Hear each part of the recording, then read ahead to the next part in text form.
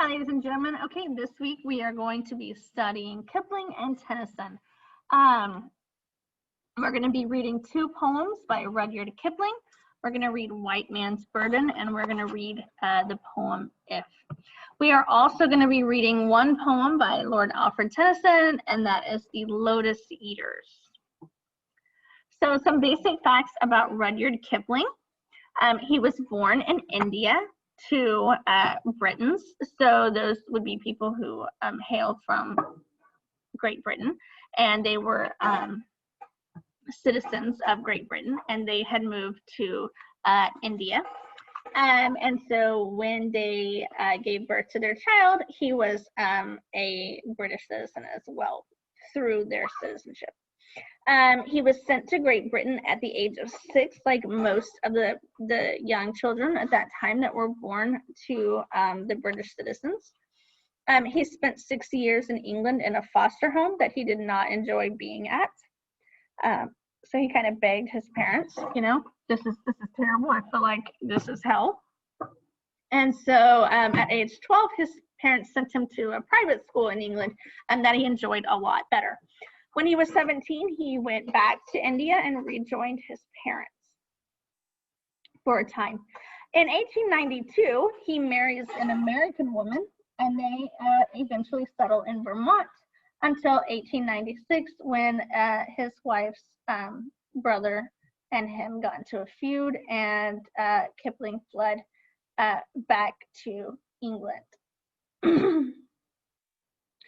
Okay, so the first poem that you're going to read by Rudyard Kipling is White Man's Burden.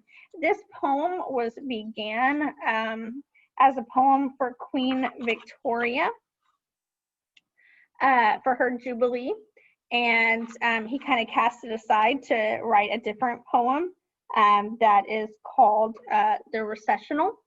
And after a time when the Spanish-American War began in 1898 and everything kind of was uncertain around the globe, he took it up and began writing it again.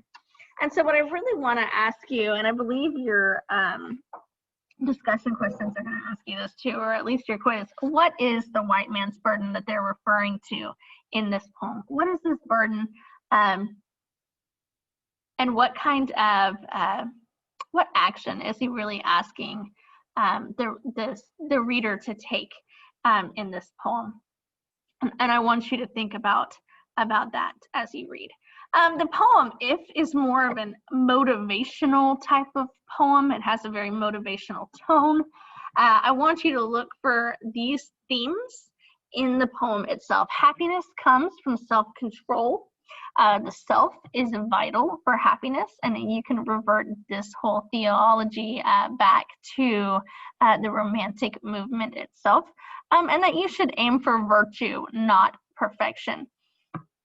You do also have to understand that Rudyard Kipling has a lot of religious connotations in his poems and his writings. He actually wrote several things. He did not only write poems. If you've heard of the Jungle Book, then I think you have a general idea of who Rudyard Kipling is. He's pretty well known. The second person that we're reading this week is Lord Alfred Tennyson. He was born the 4th son in a family of 12 children. He was in line for to be a baron. So he had kind of had a livelier life at the beginning. His father acted as his son's tutor in order to prepare them for the university education that they would receive. He did attend Cambridge until 1831, when he returned home after there was some family trouble and some financial need. And so he returned home to study and practice the craft of poetry. And he actually became a very successful poet during his lifetime.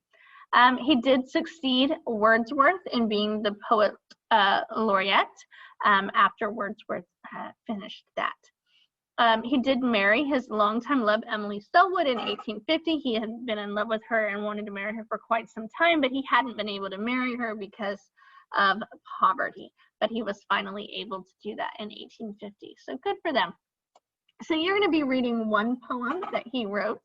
It is a little bit longer than some of the poems we've gotten to study, but it's called The Lotus Eaters. And if you have read the Odyssey, which hopefully you have, and if you haven't, hopefully one day you take the time to really read that epic poem. It's fascinating.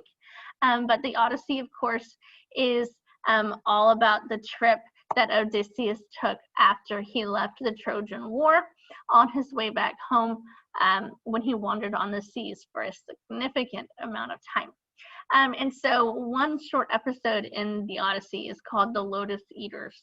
And if you've seen Percy Jackson, there's a reference in the first Percy Jackson movie and book, obviously, to the Lotus Eaters as well, if you think about the casino that they went to in Las Vegas. So that's what this poem is based on, that episode in the epic poem. Tennyson takes this short episode from excuse me, from this great classic epic poem and expands it into quote unquote an elaborate picture of weariness and the desire for rest and death. So it's pretty interesting. And I want you to really kind of think about what he's trying to say. Tennyson was very into, I guess, the stories of old. Some of his other poetry, a lot of it is talking about King Arthur and the Knights of the Round Table and those type of things, the medieval settings. So kind of keep that in mind and really kind of focus on what he's trying to tell you, what message is he trying to get across in his poem. So y'all have a great rest of your day, and hopefully you don't have any trouble with your quiz or your discussion post, but if you have any questions, you know where to find me. You can email me, you can stop by, you can ask me in class, whichever works the best for you.